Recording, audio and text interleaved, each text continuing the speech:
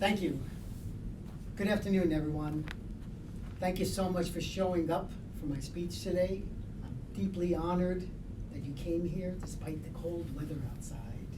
From the bottom of my heart, I'm grateful. Are you waiting for me to get on to my point? Have you ever taken too long to get to your point?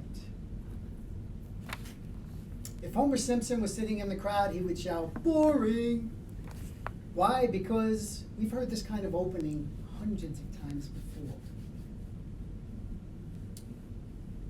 If you want to connect with your audience right from the get-go so that they can listen to your actual main message, I suggest you follow the advice of world champion speaker Craig Valentine, who says, begin with a bang. What is a bang? It's a way to immediately connect with your audience. In the next 5 minutes, we'll pick up 4 different ways to use this purposeful tool. The first is tell a story. For example, imagine if you were with me running up 86 flights, Empire State Building, narrow staircase, people elbowing you on the way to the top. Finally, we get to the finish line. I see my hero, King Kong. He looks at me as if to say, "How you doing? Have a banana."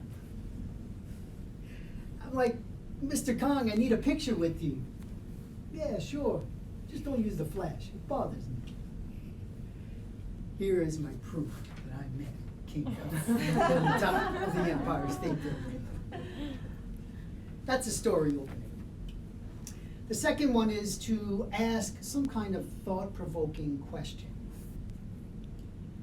For example, over the past 100 or so years, New York has been called the greatest city in the world. Who are some of the innovators who reshaped the city? And what obstacles did they overcome to do so? Makes you wonder. So we have a story, we have a thought-provoking question. The third one is to use a bold statement.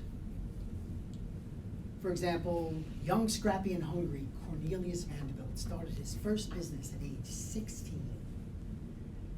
He transported passengers and cargo through dangerous tides and bad weather from Staten Island to Manhattan.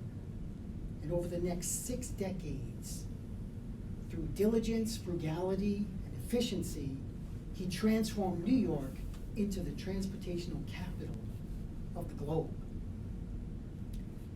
Going back to my prior question, yes, he is one of the heroes who made New York so grand.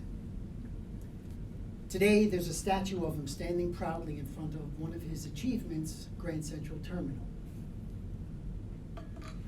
The fourth way that you can open is with some kind of expression. And this could be poem, quotation, or even a song lyric. For example, look around at how lucky we are to be alive right now. History is happening in Manhattan, and we just happen to be in the greatest city in the world.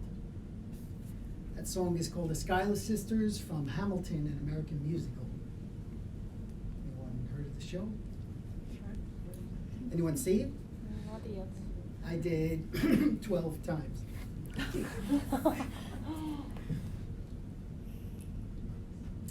Are you sensing a common theme in my examples? Actually, my main point is that when you begin with a bang, you make that audience connection right from the get-go. Why is this so important? Because within the first 7 seconds, audiences are judging whether they like you or not.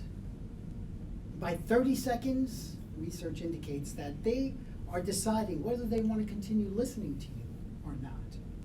So as speakers, we need to be aware of this, and we need to immediately, constantly make that connection with the audience. And we're always dealing with competition by means of distractions, none more than a smartphone.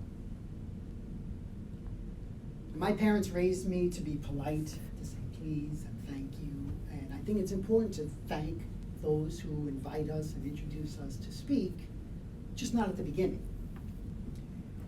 I have to admit, for most of my speaking career, that's exactly what I did, and it's only recently that I realized that this is what practically everybody does, and therefore the audience falls into a lull as a result.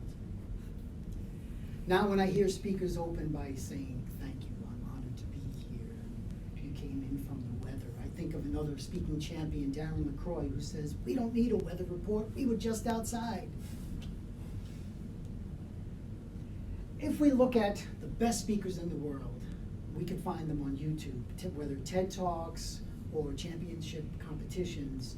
Pay attention to how they open and that it's with a bang instead of some kind of cliche opening. Even in the broader culture, we see this trend shifting. If we look at, for example, television shows. In the past, they used to open up with opening credits and then commercial, and then they go into the action. Nowadays, they bring you right in there, whether it's Parks and Recreation, Silicon Valley, or CSI. They put you in the action, hook you, then they do the opening credits and commercial. So I think we could follow that example and learn from them. As we wrap up, I want to throw down the challenge to you to open with a bang. See how that feels. You can do it either with a story, a statement, a question, or an expression. Doing this will give your audience the best bang for their buck, so that eventually they can listen to and pay attention to your deeper message.